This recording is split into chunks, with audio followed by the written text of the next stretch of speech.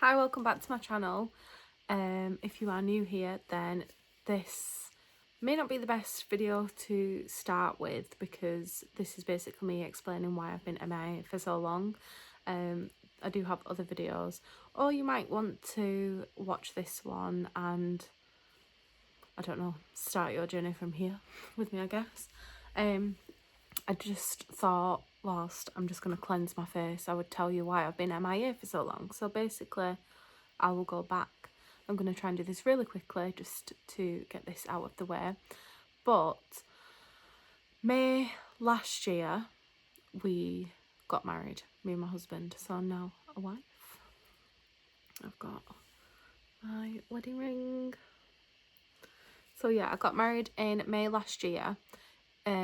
Lovely wedding and everything. And then we went on a honeymoon, which was honeymoon because it was basically like a family holiday where we went away for a mixture of our honeymoon and a family holiday. I've not been on holiday 5 years prior to that, and it was also my stepdad's 60th. So we went on this nice holiday and then obviously came back. So that was sort of like I think it was the June, it was a couple of weeks after the wedding. We got married on the 28th of May. I went to work for like a week, then we went away for a week, and then we came back. So it was like mid-June. Obviously you've seen the last house if you've watched my previous videos. We were living there at the time. It was a rented house and it was a lovely 3-bedroom house, garage, big garden and everything like that. We moved there when Hunter he wasn't even 1 at the time. So we moved there because we wanted more space, and the place that we were living previously, which I've also filmed at, it just wasn't suitable for us anymore. I loved the flat. It was basically like a duplex apartment, so you would go upstairs, you'd have everything on one level apart from our bedroom, which was on the top floor like a loft. So yeah, we lived there. The reason why we moved from there was because there was really wide stairs, so we couldn't find baby gates that would fit. And also after my son was born, I struggled a lot with like my mental health and stuff, and I used to panic about him being on the floor below us once he'd moved into his own bedroom. So once he was 6 months, he did go into his own bedroom, but it was like our bedroom at the top and then his bedroom was on a level with everything else, and I used to get thoughts of like someone coming in and like nicking him in the night. I just didn't like being on a different floor to him, and I wanted him to be closer to us. And also we didn't have a garden. Now it sort of worked out well because obviously like once we'd moved into the house, I think we got maybe a couple of years and then COVID hit. So it's a good job that we'd moved house and we'd actually got our own garden, because we would have not been able to cope without having a garden. I don't think it was like COVID was hard for everyone. But I think it would be even worse for people who were living in apartments without their own garden, because obviously at the point like when you could only go out for an hour a day for exercise or something, or I think there was a point where we couldn't even like leave our house at all, our houses, sorry. So yeah, we moved into that house. A bit into living in that house, we actually emailed the estate agent to see if the landlord was ever looking to sell the property, and if so, could we basically get first dibs, because we liked the estate that it was on and our son was starting school in the area. So they basically came back and said that they weren't looking to sell, so we just carried on renting. And then flashback forward to after we'd got married, spent our money on the wedding, and then gone on holiday, got back, we got a letter in the post which was basically a section 21 eviction notice, and it came whilst I was at work. My husband was at home and he rang me basically saying that we had this letter and they gave us the minimum amount of time, which is 2 months, to obviously evict the property and leave. And like when you've got no savings and you know you just I don't know, it was just a real shock, and I just didn't know what to do. I was like crying in work and panicking and everything like that.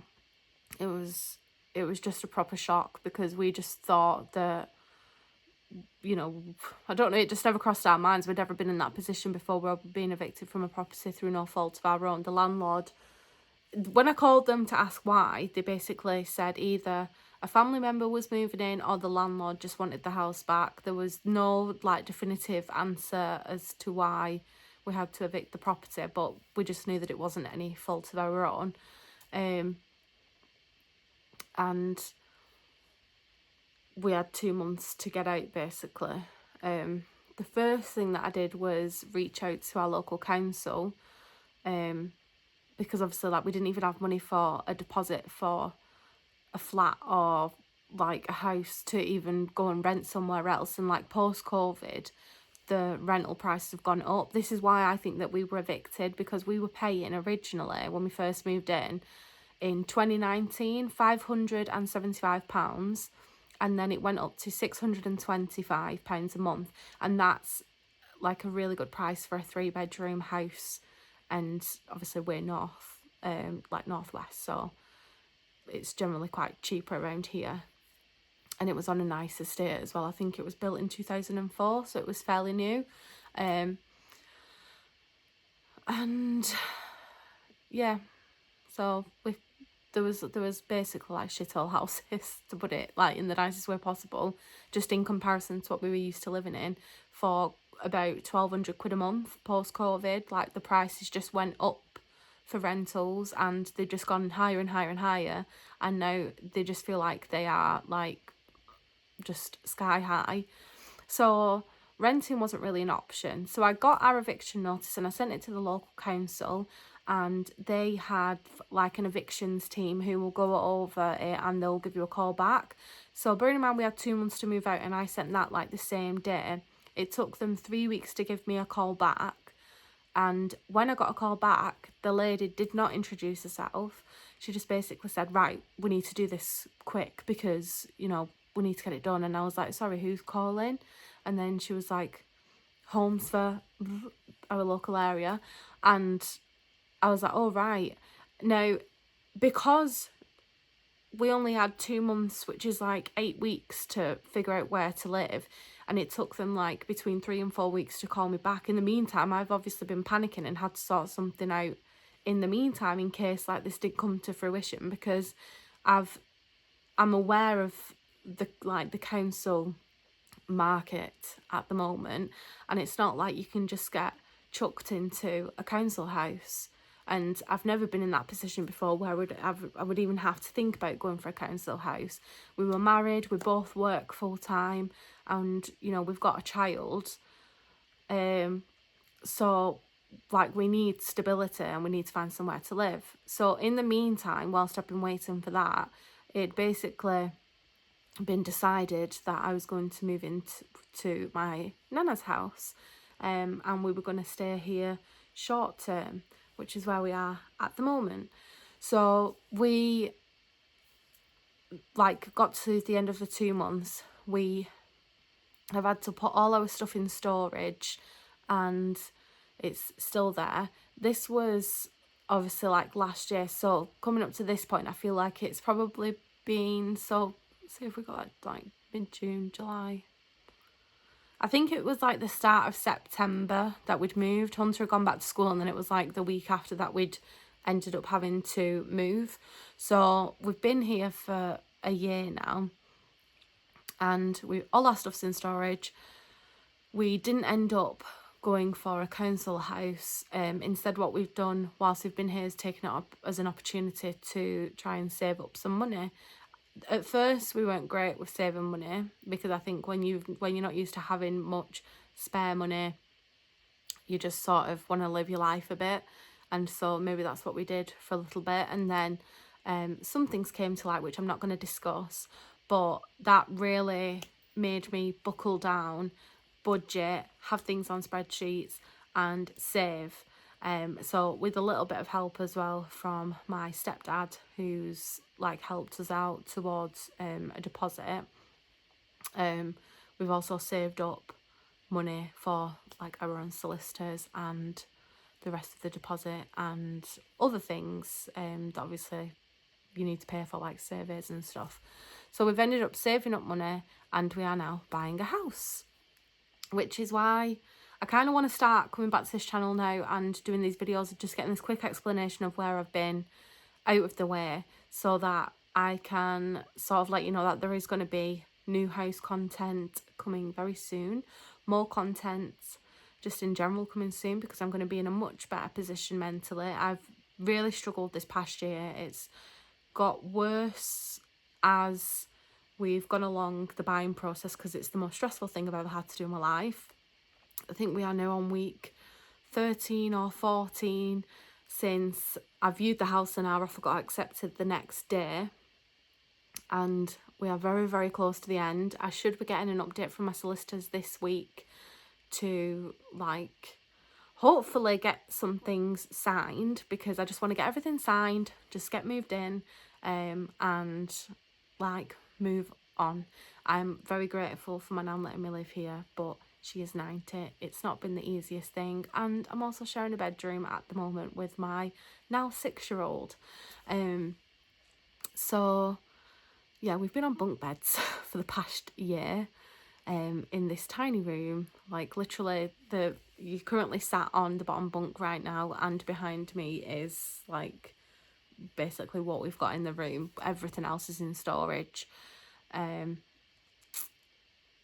Hunter's also been having some tests done. I don't know if I've ever spoke about it previously, but he is being assessed for additional needs, and this past Friday he's had a microarray. Well, the microarray's not been done, but he's had the blood taken for it to be sent off for a microarray and a general like blood test. So hopefully we're going to get that back and see like what the results are of that, because he's having some delays and just other behavioural things, and he's got a few like physical features that may point towards there being some sort of chromosomal abnormality. So we should hopefully have a diagnosis early next year. I think his issues that we've got weren't as hard to deal with when I had my own space. He had his own bedroom, and you know, there was like, I just didn't have to try and keep him quiet as much. Whereas now, being here, I feel like I have to be more mindful that, you know, we're not the only people that live in this house, and it can just be a lot when you feel like you are trapped in like a tin of sardines. So yeah, that's also been happening.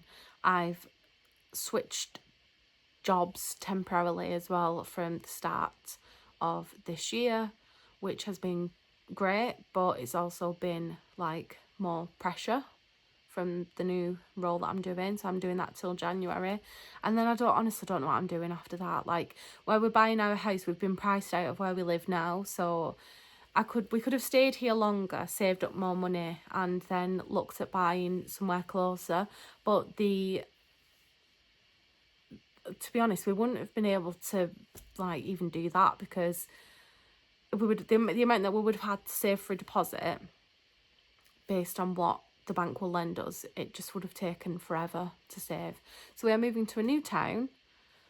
Hunter's potentially going to have to move schools, because it's going to be a longer commute to his school and then my work.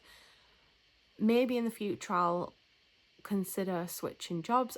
Everything's so up in the air right now, and my mind has just been like absolute mush for the past year, that I've just not even been able to think about anything, and it's just been a very hard time in my life, and I'm just really looking forward to like closing this chapter and moving on. So if you've got any questions, then feel free to leave them in the comments.